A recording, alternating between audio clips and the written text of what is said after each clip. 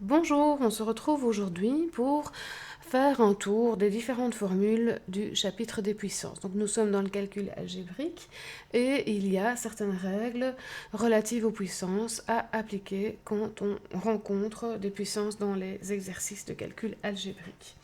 Alors, je sais que c'est pas toujours très amusant de faire des rappels théoriques, mais néanmoins c'est quelque chose d'important, donc je tiens à le signaler.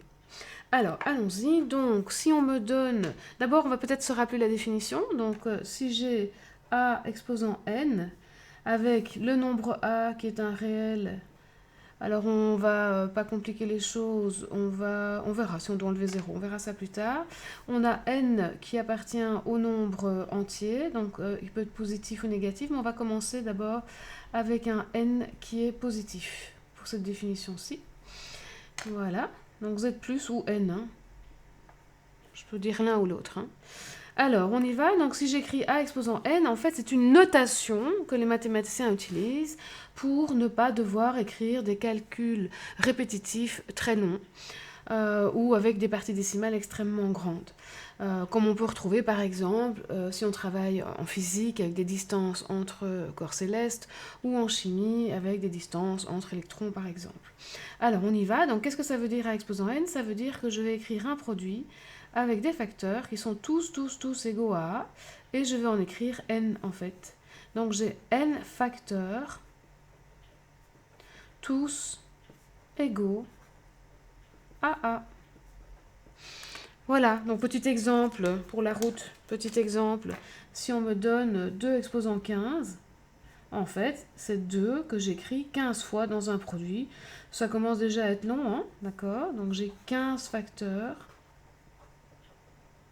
tous égaux à 2. Voilà.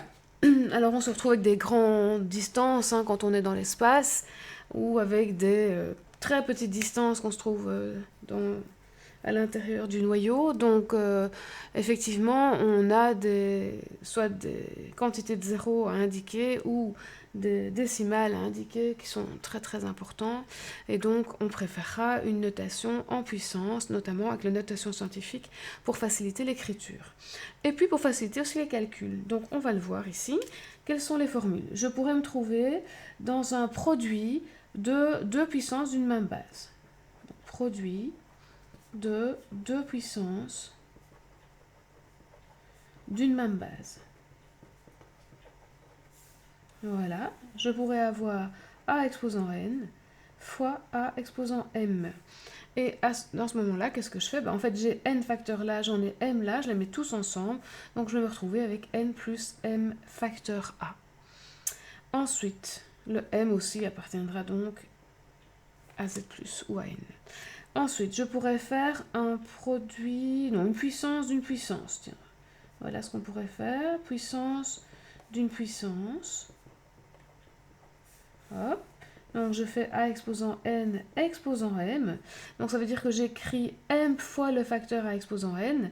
Dans chaque facteur, j'ai n facteurs. Donc je me retrouve avec m fois n facteurs. Voilà. Je pourrais faire le quotient de 2 puissances d'une même base. Voilà. Et donc, je pourrais avoir a exposant n sur a exposant m qui va s'écrire soit au-dessus a exposant n moins m, soit en dessous 1 sur a exposant m moins n.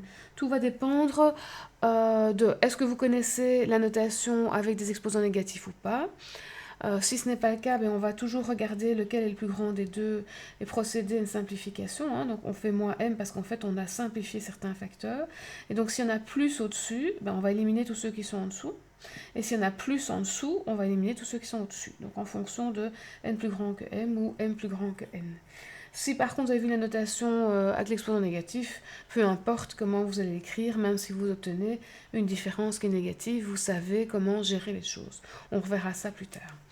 Alors, qu'est-ce qu'on pourrait encore faire? On pourrait faire une puissance d'un produit de plusieurs facteurs.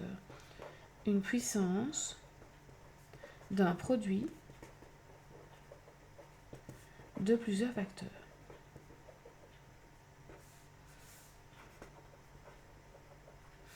Voilà. Et donc, qu'est-ce que je peux faire? Ben, A fois B fois C exposant n.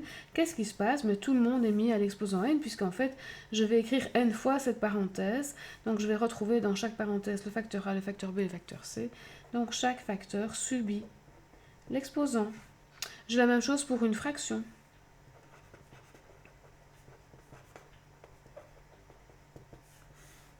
Donc, si j'ai A sur B exposant n, chaque élément de la fraction, le numérateur et le dénominateur, vont tous les deux subir.